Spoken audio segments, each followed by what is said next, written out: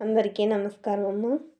ఈరోజు మనం తెలుసుకుంటున్న అంశం ఏంటంటే 8వ తరగతి తెలుగులో 12వ పాఠ్యాంశమైన భువన విజయం అనే పాఠ్యాంశానికి సంబంధించి టోటల్ నోట్స్ను చూద్దాం.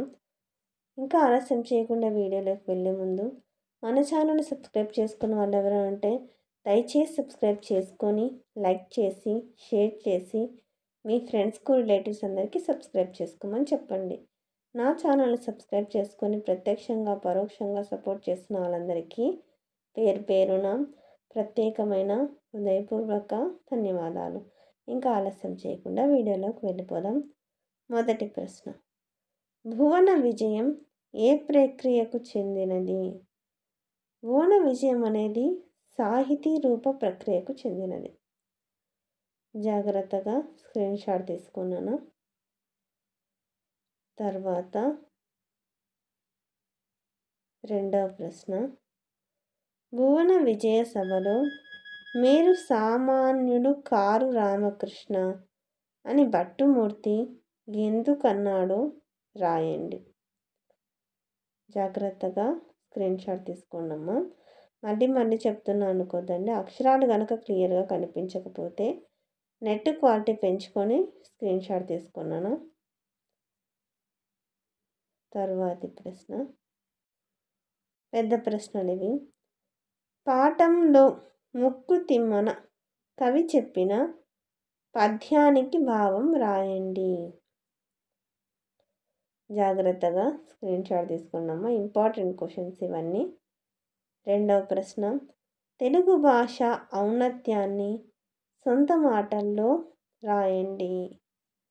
తెలుగు భాష ఔన్నత్యం అంటే గొప్పతనాన్ని గురించి సొంత మాటల్లో రాయండి. విద్యార్థులు సొంత మాటల్లో రాయండి అంటే అది చదువుకోకుండా ఎట్లంటే అట్లా తప్పులు రాసేస్తారు. దయచేసి అలా రాయద్దండి, కొంచెం చూసుకుంటే వచ్చేస్తాయి.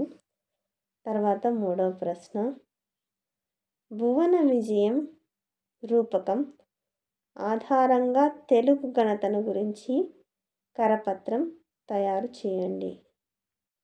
ఇది కరపత్రం అమ్మ. భువన విజయం పాఠ్యం ద్వారా తెలుగు గొప్పతనాన్ని తెలుపుతూ ఒక కరపత్రం.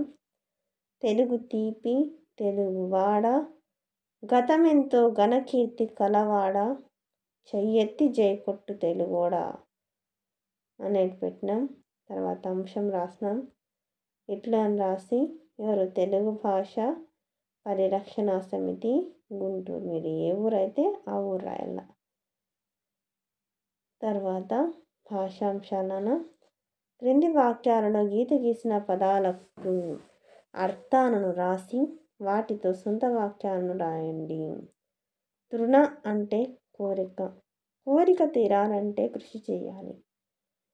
దీవెనలు అంటే ఆశీస్సులు, పెద్దల ఆశీస్సులు తీసుకోవాలి. తర్వాత అభిలాష, కోరిక, మన కోరికలు కళల రూపంలో వస్తాయి.